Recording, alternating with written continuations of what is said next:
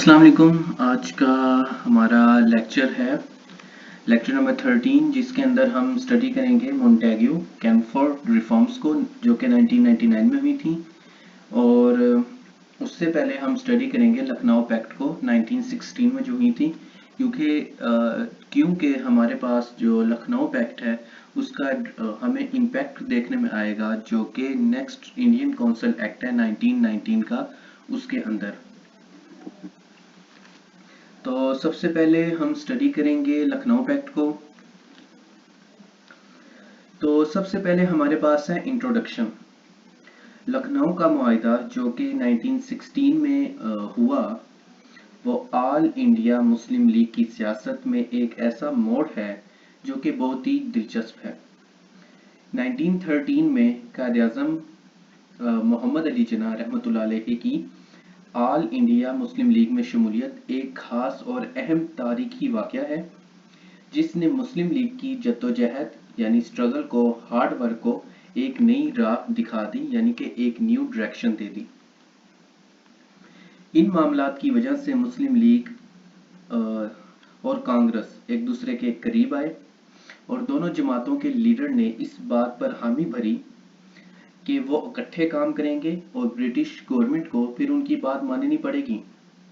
और ये बात सामने रखी गई कि एक बड़े मकसद के लिए छोटी छोटी बातों को नज़रअंदाज किया जाएगा, यानी कि जब मकसद बहुत बड़ा हो तो आम और मामूली बातों को नज़रअंदाज कर दिया जाएगा, और बड़ा मकसद जो कि हिंदुस्तानी अवाम की फलाह बहूद है, वेलफेयर है, उसको सामने रखा जाएगा, इकट्ठे काम किया जाएगा और सियासी सतह पर हिंदू मुस्लिम इत्तेहाद को ताकतवर किया जाएगा। लखनऊ का मुआहिदा हिंदू मुस्लिम इत्तेहाद का एक ऐसा फैसलाकुन बाब है, चैप्टर है, कि जिसको नज़रअंदाज नहीं किया जा सकता, इग्नोर नहीं किया जा सकता, यानी कि एक ऐसा इम्पोर्टेंट चैप्टर है। तो जब कायद-ए-आज़म रहमतुल्लाह अलैहि मुस्लिम लीग को ज्वाइन करते हैं तो वो एक बहुत ही तारीखी मंजर होता है, क्योंकि अब मुस्लिम लीग की जो पॉलिटिकल बेस है वो चेंज होने वाली है, और वो ब्रिटिश की लॉयल्टी की बजाय अब थड़े की सियासत करेंगे, यानी कि आम पीपल की सियासत करेंगे, आम पीपल के पास जाएंगे और अब डायरेक्ट अवामी सपोर्ट हासिल करके हिंदुस्तानी अवाम की फलाह बहूद के लिए, यानी वेलफेयर के लिए काम करेंगे। फिर हमारे पास है factors behind the pact. Urdu Hindi तनाज़ा हो, तकसीम बंगाल का मसला हो और हिंदू मुस्लिम फसाद हो, इन सब ने हिंदू और मुस्लिम कौम के दरमियान फासले बढ़ा दिए थे। उसके बाद तकसीम बंगाल के फैसले को वापस लेने की बात हो तो मुस्लिम कौम एक अजीब कशमकश में थी, यानी स्ट्रगल में थी, एक एंग्जाइटी की हालत में थी, यानी परेशानी में थी कि किस पर एतबार करें और किस पर ना करें। ब्रिटिश गवर्नमेंट कुछ ज़्यादा काम नहीं कर रही थी कि जिससे मुस्लिम कौम की भलाई हो, तो इस चीज़ ने हिंदू मुस्लिम इत्तेहाद की तरफ रास्ता हमवार किया, यानी एक वजह मिल गई, रीज़न मिल गई कि क्यों हिंदू मुस्लिम इत्तेहाद होना चाहिए। उसके बाद कानपुर मस्जिद का मसला सामने आता है, जो कि आपको पिछले लेक्चर में पढ़ाई जा चुकी है कि कानपुर का एक्सीडेंट क्या था, ट्रेजेडी क्या थी, जिसमें मस्जिद के वुजू वाली जगह को गवर्नमेंट गिरा देती है ताकि उस जगह पर दूसरे मकासद के लिए काम किया जा सके या उसको इस्तेमाल में लाया जा सके।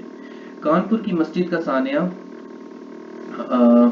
जो कि आपको पिछले लेक्चर में पढ़ाया जा चुका है, तो उसके अंदर ताजे बरतानिया की बेरुखी मुस्लिम सरदारों यानी लीडर्स को इस बात पर ले आई कि अब वो बरतानिया की वफादारी करने की बजाय मुखालफत की सियासत पर जोर दें ताकि मामलात हल किए जा सकें।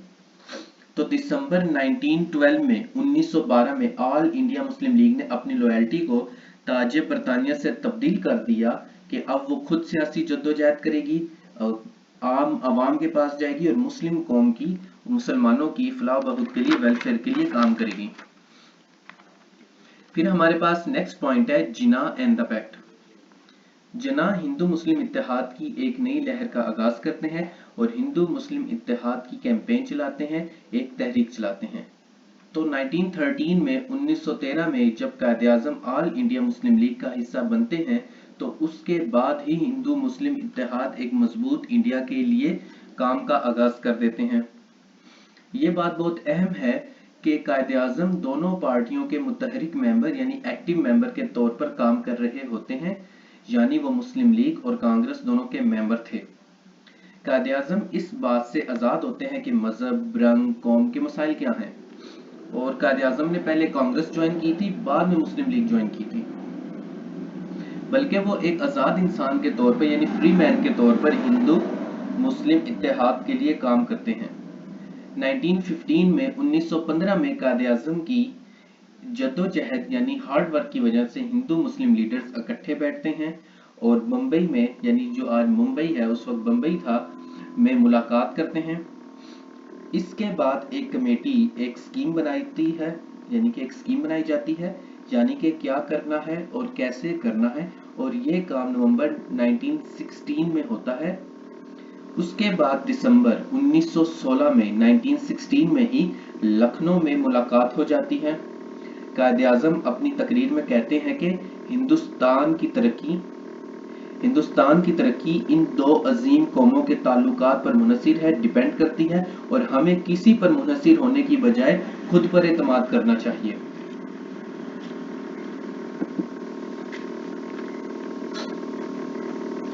आगे हमारे पास है features of the pact. Congress इस बात पर मुत्तफिक हो गई कि सेपरेट इलेक्टोरेट से असेंबली में मुस्लिम आ सकते हैं। ये चीज़ पहली और आखिरी बार हुई थी हिंदुस्तान की हिस्ट्री में, तारीख में। उसके बाद कांग्रेस कभी भी अलहदा नुमाइंदगी यानी सेपरेट इलेक्टोरेट पर नहीं मानी।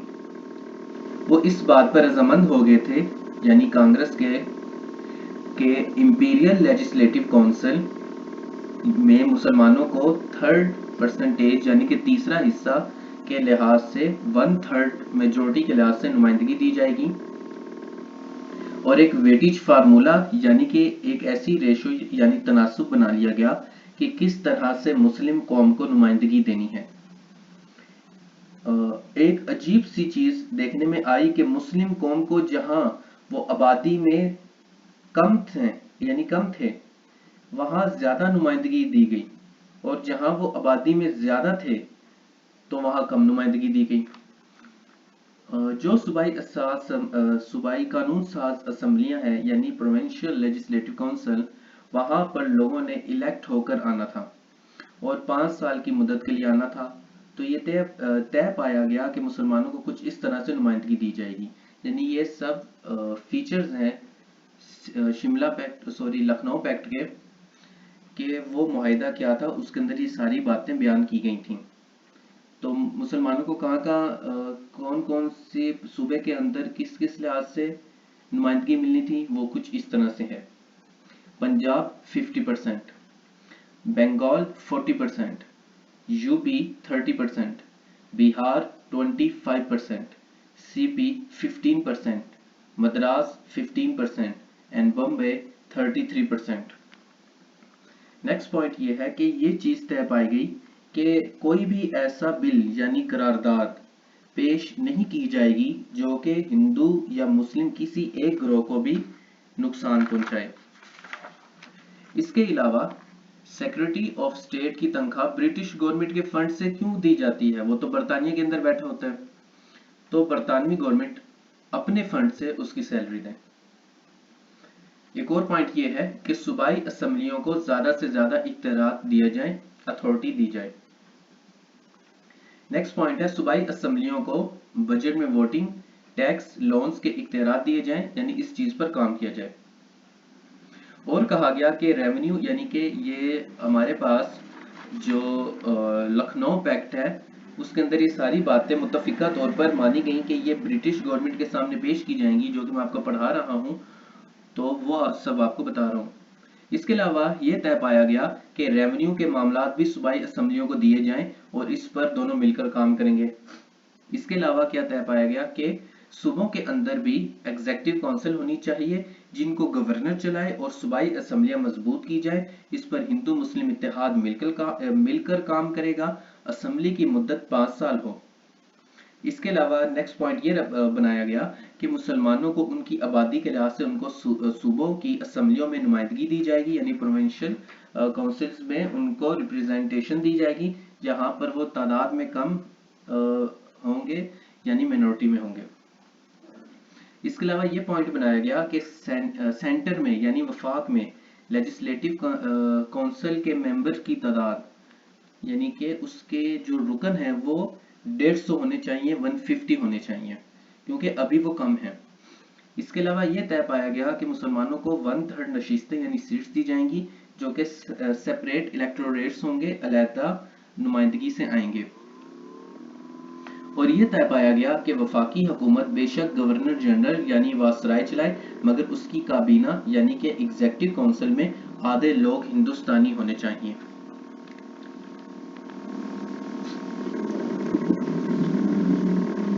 फिर हमारे पास आ जाता है इंपॉर्टेंस ऑफ द पैक्ट। ये पैक्ट बहुत ही ज्यादा अहमियत का हामिल है।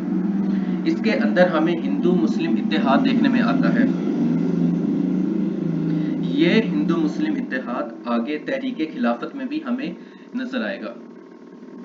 तो यहाँ से मुसलमानों और हिंदुओं यानी कि कांग्रेस और मुस्लिम लीग के दरमियान, जिसे टाइम ऑफ रोमांस कहते हैं, ये अभी वही दौर चल रहा है। बाद में इसका एंड हो जाता है और फिर मुस्लिम लीग और कांग्रेस के रास्ते हमेशा हमेशा के लिए जुदा हो जाते हैं। तो ये असल में कायद आज़म रहमतुल्लाह अलैह थे, मोहम्मद अली जिन्ना थे, जिन्होंने अपनी मेहनत से हिंदू और मुसलमान कौमों को एक दूसरे के करीब लेकर आए, ताकि वो इत्तेहाद के जरिए अपनी बातें मनवा सकें। अब 3 लोग एक बात कर रहे हैं और 3 लोग एक बात कर रहे हैं। मिसाल दे रहा हूँ, 10 में से 10 लोग हैं और उनमें से 3 लोग एक बात कर रहे हैं और मिसाल के तौर पे 5 लोग एक बात कर रहे हैं। तो जो हेड होगा घर का वो अपनी मनमानी करेगा, क्योंकि वो उनके इख्तलाफात से फायदा उठा सकता है। लेकिन अगर वो 3 और 5 दोनों मिलकर 8 हो जाए और एक ही बात करें, तो फिर वो जो 10 लोगों का लीडर है, हेड है, उसको उनकी बात माननी पड़ेगी। तो इसी तरीके से जब हिंदू और मुस्लिम, जो कि दोनों मेजॉरिटी हैं इंडिया के अंदर, वो अगर मिलकर काम करेंगे तो फिर वो अपनी बात मनवा सकते हैं। तो कांग्रेस भी अपनी बात मनवा सकती है और मुस्लिम भी अपनी बात मनवा सकते हैं, यानी ऑल इंडिया मुस्लिम लीग, और दोनों मिलकर एक दूसरे को सपोर्ट करते हुए कुछ भी ऐसी बात नहीं मनवाएंगे जो दोनों में से किसी एक के लिए भी नुकसानदेह हो। तो इस लिहाज से ये बहुत ही ज़्यादा इम्पोर्टेंट था कि हिंदू मुस्लिम फसादात थे, इसके अलावा उर्दू हिंदी तनाज़ा था, इसके अलावा वो कानपुर की मस्जिद का एक्सीडेंट हो गया था, इसके अलावा बहुत सारे मस्जिद और मंदिर के कन्फ्लिक्ट्स थे, इसके अलावा फिर तकसीम बंगाल यानी कि जो बंगाल की तकसीम थी उसके ऊपर हिंदू रिएक्शन और मुसलमान वगैरह के जो आपस में इख्तलाफात हो गए थे। तो उसके बाद ये बहुत ही इम्पोर्टेंट था कि लखनऊ के अंदर ये इकट्ठे बैठ गए थे। अगर हम कंक्लूजन की तरफ आए तो ये एक आउटस्टैंडिंग था और ये एक ख्वाब था जिसको कायद आज़म की मेहनत ने पूरा किया, और बाकी हिंदू और मुस्लिम लीडर्स ने अपनी दूर अंदेशी की मदद से ये साबित कर दिया कि वो इकट्ठे काम कर सकते हैं अगर करना चाहें तो। लेकिन बाद में फिर हमारे पास 2 नेशन थ्योरी हैवी हो जाती है और हिंदू इजारादारी और वो जो हिंदुत्व का कॉन्सेप्ट है वो हैवी हो जाता है, और कांग्रेस को गांधी जी अपनी मेहनत के बावजूद भी सेकुलर नहीं रख पाते, तो वो एक हिंदू पार्टी बन जाती है और फिर वहां से हिंदू मुस्लिम रास्ते अलग-अलग हो जाते हैं। लेकिन अगर इसके कंक्लूजन पे देखा जाए, लखनऊ पैक्ट के कंक्लूजन पे देखा जाए, तो ये बहुत ही अहम पेशकदमी थी। तो ये एक मेमोरी है लखनऊ पैक्ट की, जो कि आप स्क्रीन पर देख रहे हैं। फिर हमारे पास है मोंटेगू कैम्फर्ड रिफॉर्म्स 1919। इसको मॉन्टफोर्ट रिफॉर्म भी कहते हैं। लॉर्ड एडविन मोंटेगू ये सेक्रेटरी स्टेट ऑफ इंडिया थे और लॉर्ड कैम्फोर्ड ये वासराय ऑफ इंडिया थे। इसे गवर्नमेंट एक्ट ऑफ इंडिया 1919 भी कहते हैं। Colonial government of British India ये फैसला करती है कि इंडिया के अंदर मामलात हल किए जाएं और मकामी लोगों को इख्तियारात कुछ इस तरह से दिए जाएं कि कंट्रोल ताजे बरतानिया का मजबूत हो और हिंदुस्तानी अवाम को नुमाइंदगी भी मिल जाए और उनके मामलात भी हल हो जाएं। एक ऐसा निज़ाम बनाया जाए जो कि सेल्फ गवर्निंग हो, और उसके अहम नकात कुछ इस तरह से होंगे कि इंपीरियल लेजिस्लेटिव काउंसिल को 2 हिस्सों में तकसीम किया जाएगा, यानी कि उसको बाई कैमरल किया जाएगा। और इसके अलावा सूबों के अंदर भी, प्रोविंसेस के अंदर भी डबल गवर्नमेंट सिस्टम इंट्रोड्यूस करवाया जाएगा।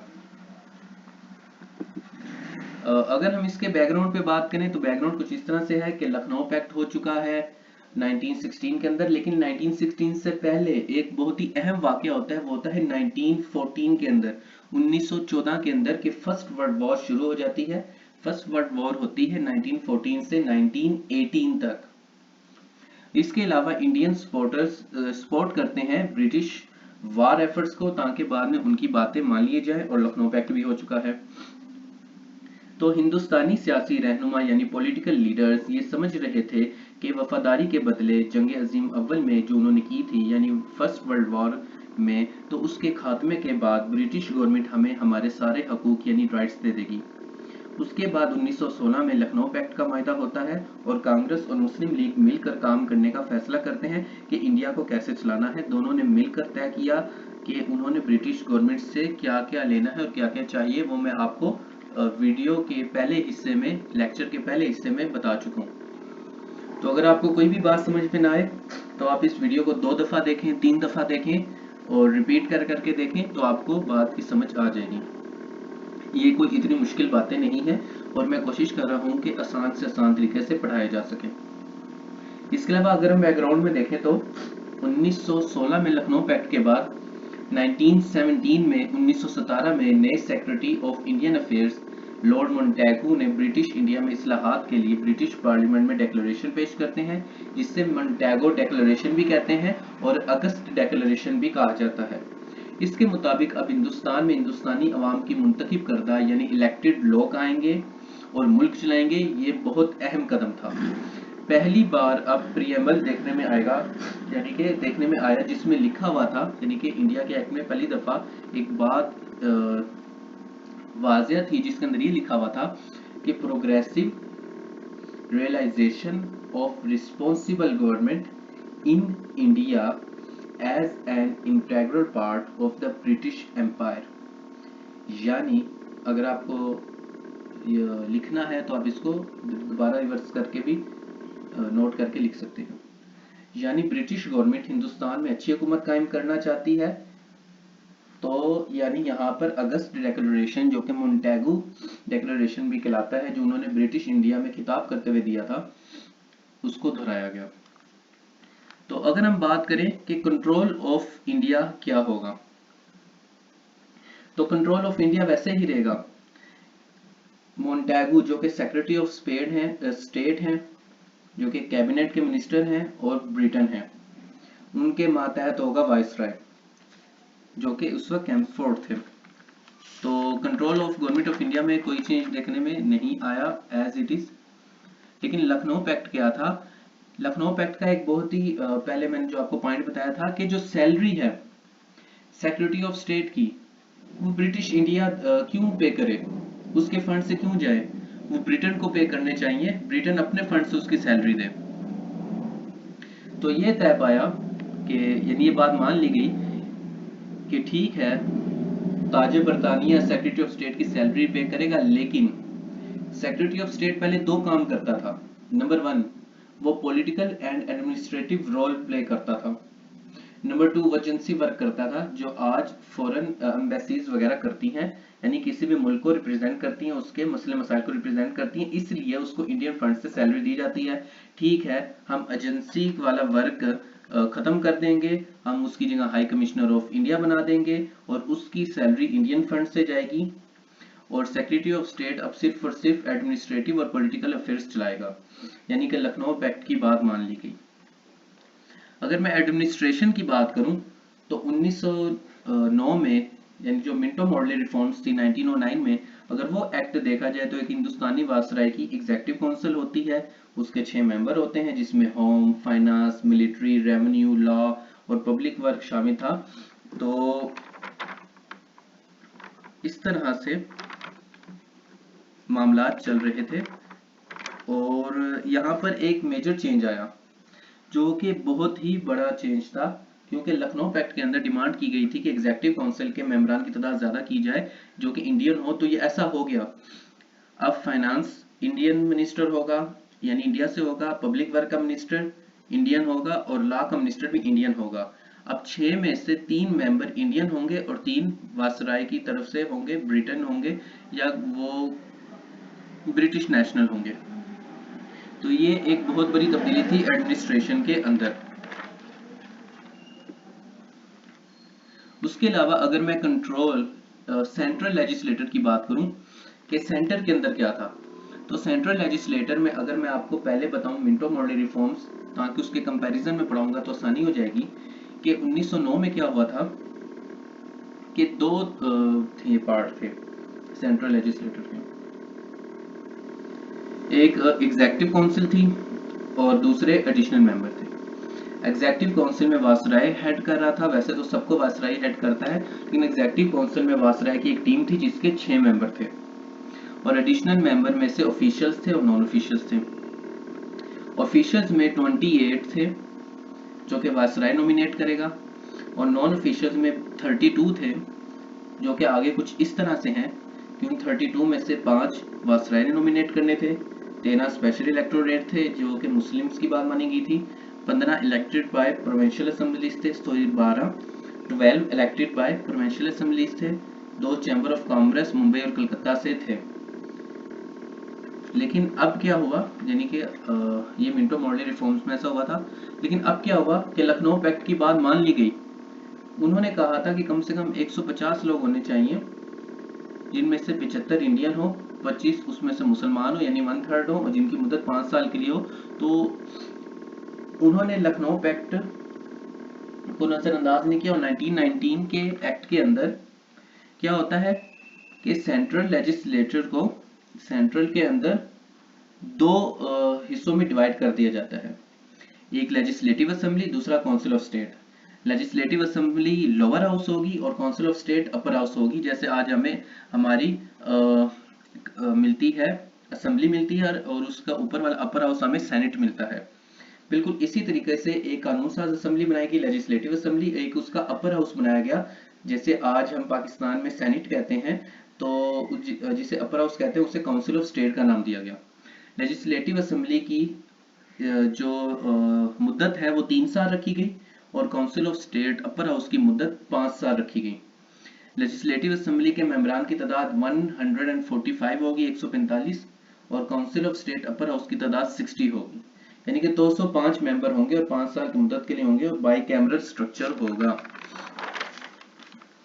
तो अगर हम सेंटर की बात करें, सेंट्रल लेजिस्लेटर के अंदर लेजिस्लेटिव असेंबली में 145 लोग हैं जिसे लोअर हाउस कहते हैं और काउंसिल ऑफ स्टेट में 60 लोग हैं जिसे अपर हाउस कहते हैं। अब सबसे पहले आते हैं लेजिस्लेटिव असेंबली की तरफ जो लोअर हाउस है। उसके 2 हिस्से हैं, एक इलेक्टेड है एक नॉमिनेटेड है। जो इलेक्टेड है, इलेक्टेड के अंदर ये है कि जो इलेक्टेड है वो 104 लोग होंगे और जो नॉमिनेटेड होंगे वो 41 होंगे। इलेक्टेड 104 और नॉमिनेटेड 41। उन नॉमिनेटेड में से 41 में से 26 ऑफिशियल होंगे और 15 नॉन ऑफिशियल्स होंगे। ऑफिशियल्स एक्स ब्यूरोक्रेट और आर्मी पर्सन हो सकते हैं या फिर कोई भी ऐसा पर्सन जो कि ब्रिटिश गवर्नमेंट के अंदर काम करता रहा हो। और यहाँ पे आपको लेजिस्लेटिव असेंबली बताई गई है। हाँ, जो लेजिस्लेटिव असेंबली में इलेक्टेड होंगे उनका कुछ मामला इस तरह से हैं कि उनमें जनरल 52 होंगे, 30 यानी कि 30 मुस्लिम होंगे, 9 यूरोपियन होंगे, 7 यानी 7 लैंडलॉर्ड्स होंगे, इंडियन कॉमर्स के 4 लोग होंगे और सिख 2 होंगे, यानी कि 2 seats for Sikhs, 4 seats for Indian commerce, 7 seats for landlords, 9 seats for Europeans, 30 seats for Muslim, 52 seats are general, यानी कि मुस्लिम के साथ साथ सिखों और यूरोपियन को भी अलहदा नुमाइंदगी दे दी गई। उसके बाद हमारे पास है council of state upper house के, वो कैसे डिवाइड है। तो अपर हाउस में 33 इलेक्टेड हैं, 27 नॉमिनेटेड हैं। उन 27 नॉमिनेटेड में से 17 ऑफिशियल्स हैं और 10 नॉन ऑफिशियल्स हैं। अब बात करते हैं कि वो इलेक्टेड कैसे होंगे काउंसिल ऑफ स्टेट के।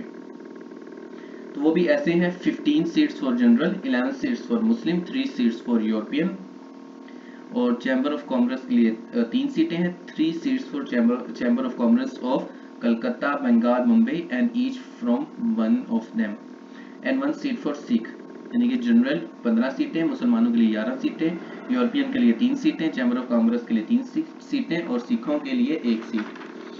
तो टोटल सीट्स जो देखी जाए दोनों असम्बलियों की मिला के, तो उनमें से 137 हैं इलेक्टेड हैं, जिनमें से 12 यूरोपियन के लिए हैं, 125 इंडियन में से हैं और 41 यानी कि 41 मुसलमानों के लिए हैं।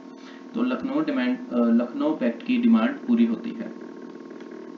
और इसके अलावा सेंट्रल जो लेजिस्लेटिव है उसमें लोअर हाउस को एक इख्तियार दिया गया, अथॉरिटी दी गई वोट सप्लाई का, यानी कि खर्चों पर बहस कर सकते हैं और कोई भी बिल दोनों की मंजूरी के बगैर नहीं बनेगा। तो अगर एक कोई बिल मंजूर नहीं करता तो वो बिल नहीं कहलाएगा। फिर हम बात कर लेते हैं प्रोविंशियल लेजिस्लेचर की। अगर हम प्रोविंशियल लेजिस्लेचर की बात करें, यानी कि सुबह में किस तरह काम चल रहा था, तो 1909 में 7 सूबे बनाए गए थे, जिसे बाद में अब बढ़ाकर 9 कर दिया गया। अब इंडिया के अंदर कितने सूबे हैं? 9 हैं। उनकी तादाद कुछ इस तरह से है: UP, Madras, Bombay, Bengal, Assam, Burma, Punjab, Bihar plus Orissa and CP, यानी कि बिहार और उड़ीसा को एक सूबा बनाया गया, उसका दर्जा दिया गया। इन तमाम सूबों से आने वाले 3 से 4 मेंबर को मिनिस्टर बनाया जाएगा। इनके अंदर भी डायरकी इंट्रोड्यूस करवा दी गई। 1861 में सूबों को कानून बनाने का इख्तियार दिया गया था, लेकिन ये बात वाज़ेह नहीं थी कि कैसे मामला चलेंगे। सूबाई कानून बनाता और वफाक अगर उसको रद्द कर दे तो क्या होगा। तो अब ये तय पाया गया 1919 के अंदर के सब्जेक्ट्स 2 तरह के होंगे। एक सब्जेक्ट को सेंट्रल वफाक चलाएगा और एक को प्रोविंसेस चलाएंगे। तो 47 ऐसे सब्जेक्ट्स हैं जिनको वफाक चलाएगा, जिनमें फाइनेंस, मिलिट्री एक्सेट्रा एक्सेट्रा शामिल हैं, और 50 ऐसे हैं जिनको सूबे चलाएंगे। आगे जो प्रोविंशियल सब्जेक्टेड हैं उनमें ट्रांसफर सब्जेक्ट्स होंगे और रिजर्व सब्जेक्ट्स होंगे। ट्रांसफर सब्जेक्ट्स जो हैं वो administrated by governor plus ministers होंगे, और जो रिजर्व सब्जेक्ट्स हैं वो गवर्नर और एग्जीक्यूटिव काउंसिल चलाएगी। तो इस तरह से मामला चलेंगे।